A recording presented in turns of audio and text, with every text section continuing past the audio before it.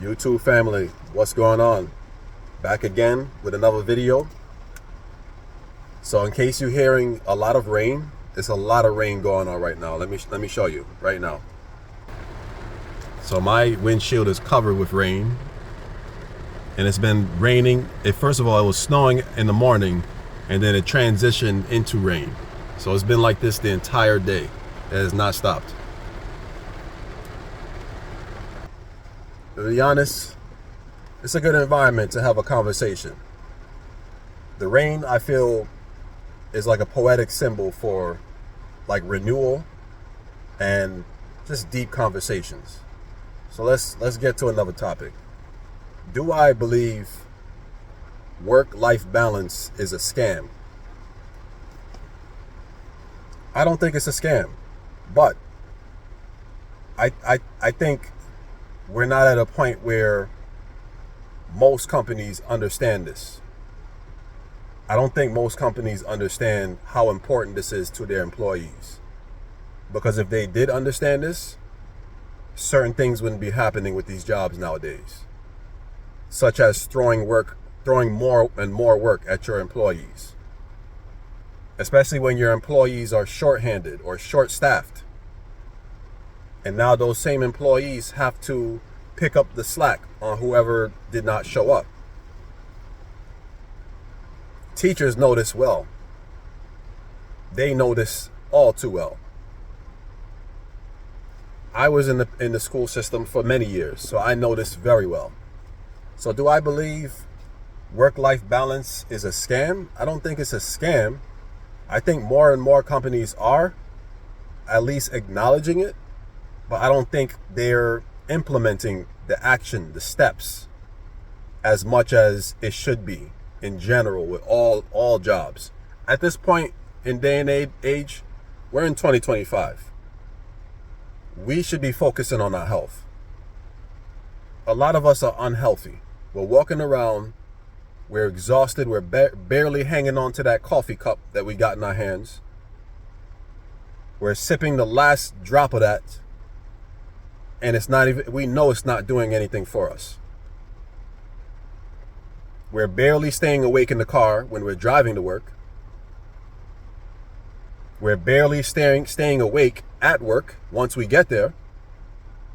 I mean, it speaks for itself. It speaks for itself. We live in a very overworked society in this country. And I feel this is a link to all of these diseases that's going on. Not only that, but the food that we eat. You guys know that I have a video up in relation to the food that we're putting in our bodies. Go check that out, by the way. The food that we're eating in this country specifically, America, is horrible. Horrible. It's not even debatable. If you read the ingredients on the back of a lot of the foods that you're picking up at the supermarket, it is horrible. That's also a link to why our health is not good. You compare our health to other islands and other countries, I feel we will be on the bottom of the list. We'll be amongst the worst. Our food is not natural. Honestly, I'm tired of calling it food. It's a science project. Straight up, it is a science project we're eating. And we're wondering why we have all of these ailments and illnesses and diseases that pop up constantly. And then they normalize it and tell you to go to the doctor and go pay for those pills that your insurance won't cover. But anyway, I digress. You know, that's more so along the lines of that video that I posted that I think you guys should check out. But as far as the scam, the work-life balance, do I think it's a scam? No. But I think me and you, right? Whoever's watching this video, we should be focusing on taking care of ourselves. We should understand we need to have a balance between working and actual life. Because you have to understand something. You are an individual before you go to that job. Don't let your job make you feel like this is who you are here. No, first, let me tell you something. If you're a mother or just a parent in general, if you're a creator, that's your passion, that's who you feel you are, that's who you are first. So when you go to a job, don't forget that. Don't forget who you are. Because a lot of these companies will lump you in and tell you, no, this is who you are, based on the narrative they want you to play in that building. Real talk. Because whatever job I go to, I always understand I'm a parent. I will never stop being a parent. So no matter what happens, what emergency my job is dealing with, if my child calls me and says there's an issue, I am out. There's no questions asked. I am out. I've heard some ridiculous stories about people having personal emergencies and they're not able to handle their emergency because their job needs them. Let me tell you something. My job first is being the parent. That's my number one job, being a parent. And I take that job seriously. So if I come to my employer and say, I have an emergency at home, I'm not telling them that for permission. I'm not telling them as in, can I please go so I can take care of my daughter? That's not asking. I'm telling you as in, I'm telling you in a form of consideration to let you know this is what's going on and I am out. We got to show up our employers. We have standards. We have personal standards that we're not going to let anyone step on. Because guess what? There are employers out there, right? There's employers out there that will step all over any standard you want to present to them. Like if you bring up something to them and you say, you know what, I got something really important, and you asking them, but you don't have that backbone to let them know, no, this is something I need to handle. You're coming to them in like a timid way. So it's like, even though they hear you, they're not really listening to you. Because that's a big difference. A lot of people can hear you, but a lot of people are not listening to you. I'm going to say it again for the people in the back. A lot of people will hear you. They'll hear you what words are coming out of your mouth, but they're not truly listening to you. They're not. And you got to get your point across with things that you value. Your morals, your culture, things that you truly value. You have to make people know this is important to me. And regardless of what job title I am, what task has not gotten done yet, if there is an emergency situation with the important thing in my life, I am out. I am out. No questions asked. I'm not asking you. I'm telling you for consideration on your end. I've seen way too much things. I've seen way too much things in the workplace, guys. And that's why I'm speaking passionately on it, because people have gotten taken advantage of many times. I've seen coworkers get welcome matted. And that means the employers just basically wipe their feet on them. And told them to go finish your work. Go over there, go do your work. Nobody should be treated that way. Nobody. But you got people out here, because they have a certain title, they make a certain amount of money, they feel they can just treat anyone anyway. They feel they could treat anyone anyway. And when you come in along as a nice person, individual, you come in, you're doing your job, right? You're not bothering anyone. You come in, you do your work, and you just want to go home.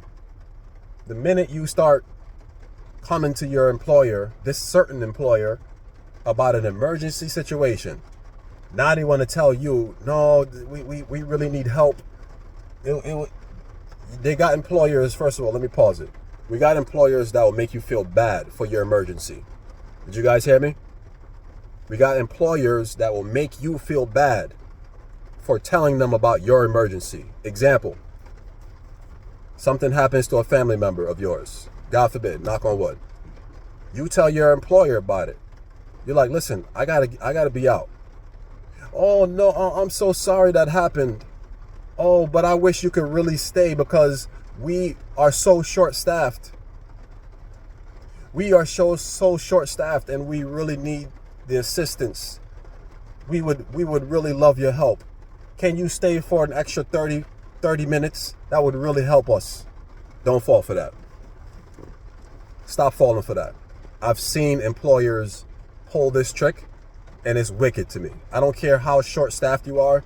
You have an emergency situation. Get your butt out of there. There's no yes in that situation. You don't say yes to them because they're only looking out for themselves. They're only looking out for their particular shift that they feel like they're struggling on.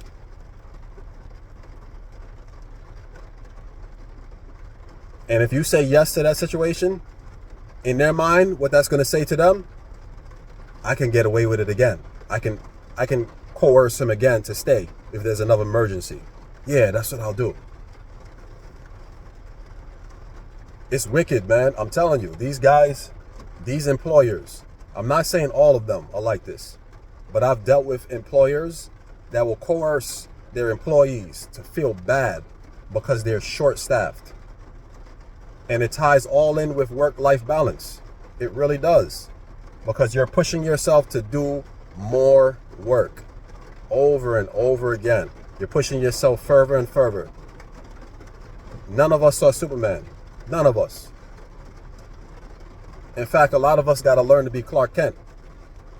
Put your glasses on and just do your paperwork and get out of there. Stop putting on the cape so much. Who are you trying to impress at a job?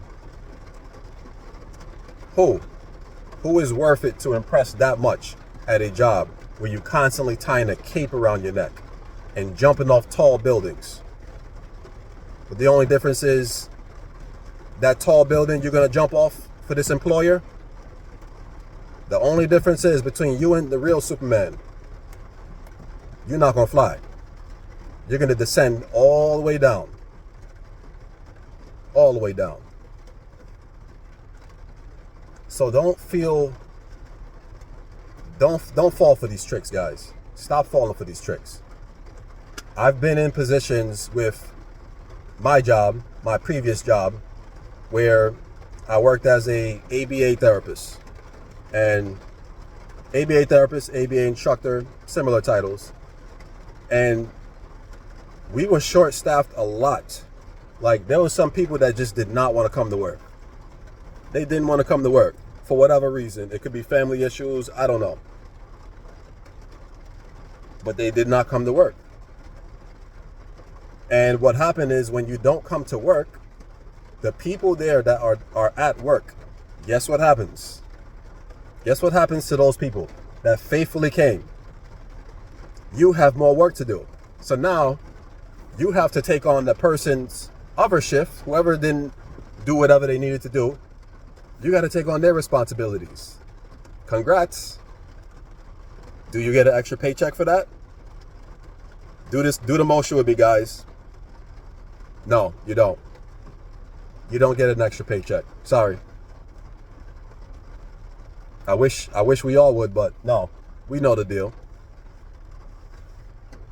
I literally came to work like Boo Boo the Fool. You know Boo Boo the Fool, where you touch your forehead and you just came to work on a snow day. Mind you, snow day. While I was at this job, everyone decided to call off. I don't know what I was thinking about. I think the time was I didn't have any extra days. It was something. I just said, let me just come to work. My work at the time was about 5 minutes away from my home, so I just came. Worst decision. Worst decision. It was so bad that my employer was looking for stuff for me to do. When your employer, let me pause right here. When your employer looks for something for you to do, that's a red flag. That means you shouldn't be there. You have no business being there if your employer has nothing for you to do. She wanted me to clean out students' lockers that was left with lost and found clothing. You know, kids lose a lot of things in the schools. Mittens, gloves, everything gets lost. It almost becomes like a yard sale, the amount of things kids lose. Go through these lockers and clean them out and put them in bags. And then separate them by glove, shirt, pants, and organize it. That's what she wanted me to do. Never before was this a responsibility of a normal ABA therapist. Never. But because no one was there and no one was there to do anything, she gave me that task. She also wanted to assign me a task of cleaning out the staff refrigerator. Now, let me tell you something. There's a lot of staff that are very filthy and very dirty and don't clean up after themselves. I took it upon myself to avoid doing this task for that prime reason.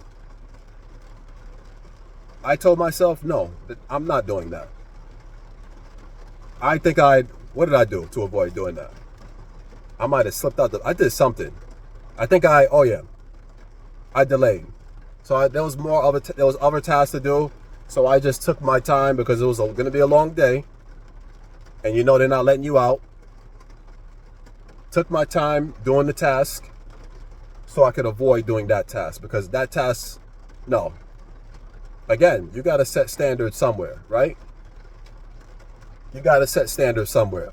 They will have you doing the most ridiculous job when they don't have nothing for you to do. They will have you doing the stuff that makes absolutely no sense for you to do. Or that's a job that's they don't want to do it themselves. Think about it. Back to being short-staffed. Again, if you're working in a school system, you know exactly what I'm talking about. There are people that are not going to be at work. Whether it's a snow day, whether it's a regular day, whether it's a semi-holiday, but you still have to come into work, people take off. And the people who come to work, those people, unfortunately, are going to have to pick up the slack. So for these examples that I've been listing, this is why I say, how the hell do we have a work-life balance? In general, how is there a work-life balance if most of us are still continuing to do a lot of work? A lot of us are still continuing to barely hang on. A lot of us are so exhausted we can hardly get to the car. A lot of us are barely hanging on, and that's why I say, don't listen to a lot of these companies that tell you, okay, we have a work-life balance. Watch what their actions are. Instead of just listening to them, follow what their actions are. That's how I would look at it as. I'm not just going to sit in a professional development and for you to have a slideshow that tells me how important work-life balance is. That's what I'm not going to listen to, because I've been in situations where people just talk. They just talk. And at the end of the day, all it becomes is more talk. Where is the action behind what you're saying? If work-life balance is this important, what are you doing for your staff? What are you doing for them? Because as soon as they have that slideshow that says or speaks on the importance of work-life balance, but then a couple days later they want to give you more work, what are we doing? What are we doing? Aren't you contradicting yourself? You just spoke about work-life balance, but yet teachers are masseuse therapists and hostage negotiators daily. Make it make sense. Somebody grab the wheel, because none of that makes sense to me. Don't tell me I should focus on my mental health if I'm trying to calm down a child that's having a moment.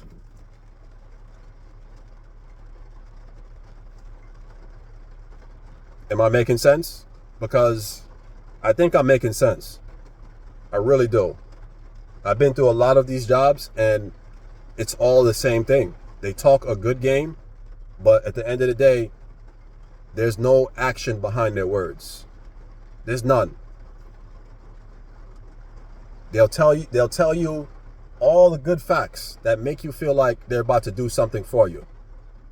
And then at the end of the day, as you see the days pass by, you wait for that action based on what they said in that slideshow, that professional development day. And then you don't see anything. That's the shame about it. You don't see anything. So at the end of the day, guys, please take care of yourself. Don't wait for them to tell you we're going to focus on you. Because if you're waiting like that, you're going to be looking like Boo Boo the Fool, sitting there waiting for people to take care of you. Don't wait for anyone to take care of you. Get up now. Find ways that you can improve yourself now. And if that job continuously hammers down with more and more work, understand something. It may be time to look for another job until you can find something better. It may be time. Because I certainly saw a lot of red flags upon my departure from my last job. I saw a lot of red flags. And that's what motivated me to say, you know what? I got to get out. And it got to a point, let me bring this up because this is really important. It got to a point where I didn't care if I got paid less for my next job that I got. That was really important because that's a lot of our priorities. We want to get paid more. But my mental health got so bad, I just wanted to be out. I just wanted to get out of that place. And I didn't care if they paid me less. Like, I lowered my standards. I said, you know what? If you pay me $2 less, yeah, I'll take it. Then the more and more I came to that job, the lower my standards got. I said, you know what? $3 less don't sound bad. $4 less don't sound bad. My standards just kept getting lower and lower and lower.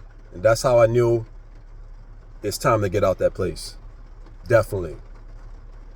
Guys, your mental health, your physical health, what foods go into your body, start paying attention. Start paying attention to you, because you matter. Please like, share, subscribe to this video. I love you guys. Peace.